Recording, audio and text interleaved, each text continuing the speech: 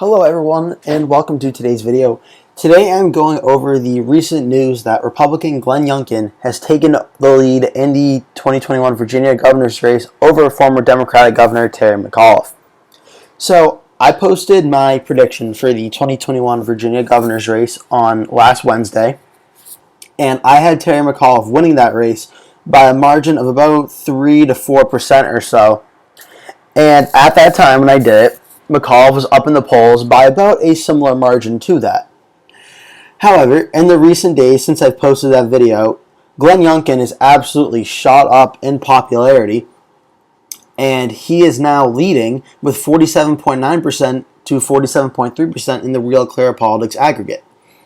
So, one thing I've heard a lot from this as well, it's that one Fox News poll that has Youngkin up 8.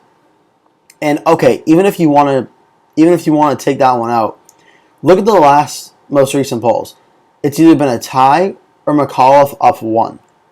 That is a much closer margin than it was even like 2 weeks ago, where it was 1.8. And then it was over 1.5 about a week ago, and now things have completely changed, and Youngkin has shot up in popularity, and McAuliffe, he fell for a little bit. He looks like he's plateaued for now, but Youngkin has taken the lead in the polling average in this race. The question is, now, will this translate to real votes on Election Day? Well, we still have to wait for Tuesday for that. But at least in the polling average on Real Clear Politics, Glenn Youngkin has taken the lead. And on 538, which they calculate their polling average a little differently, Youngkin has also taken the lead. And, I mean, you can't deny the fact that for whatever reason, Youngkin has taken the lead in this race. The question is, will it sustain for about another day or two? I mean, I'm not sure. This is super close. I've never seen a Virginia race since I've started studying, monitoring like electoral politics. I've never seen a Virginia race this close. 2014, I was very, very close, but I wasn't really paying attention to it at the time. The 2017 Virginia's governor's race looked like it was going to end up being like this, but then Ralph Northam ended up just breaking off towards the end and winning by a lot. This is the closest race out of Virginia I've seen probably ever. And it's a good question because the odds makers certainly agree. It's 53 for Youngkin, the Republican, to win, and 51 for McAuliffe to win. That is super, super close. And again, this is people betting their money. So when it comes to betting money, people are much more honest to say what they think is going to happen. And they have Youngkin winning at this time, which is amazing. It's surprising to me. I mean, Glenn Youngkin, it makes sense why he is leading, given President Biden's approval rating is very, very low. But this is still the state of Virginia. This is not the Republican state that voted for George Bush twice.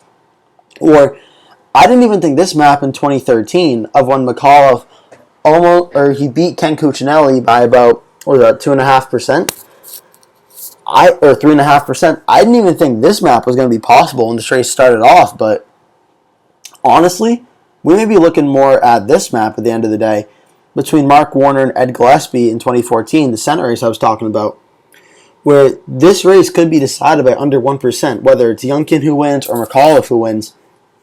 I think a result similar to this is most likely at this time. And this map is obviously, 7 years old now, so I don't know. I don't think we're going to see Loudoun County go for Glenn Youngkin. I don't think that's going to happen. Or Prince William even being that close, but I mean, it's possible that Glenn Youngkin doesn't even need that. If he can match the turnout that Donald Trump and Ed Gillespie got in 2017 out in rural Virginia, and then do better, win Virginia Beach, and do better in the northern suburbs by just enough, then Glenn Youngkin may be able to eke out like a 1 or 2% win. But even a month ago, the idea of Youngkin actually winning this race was something I'm like, it could happen, but I'd be pretty surprised if it did. But as of right now, the polling averages and the betting odds have Glenn Youngkin winning this race. So this is something definitely interesting to keep an eye on, and we just have one more day until Election Day, so definitely going to be something interesting you want to keep an eye on and watch for. I'm going to try to do a live stream on Election night I'm not sure how I'm going to do that yet because I've had some live stream issues in the past, but I'm going to try to do something. If I can't get it to work, I'll at least live stream the results, but otherwise I will try to do commentary as well. But yeah, that's going to do it for today's video. Thank you so much for watching. Please remember to like the video and subscribe. If you're a new subscriber or a new viewer of mine, make sure you subscribe. If you're a returning subscriber of mine, thank you so much for coming back. Yeah, that'll do it for today's video. Thanks so much for watching, and I'll see you in the next one.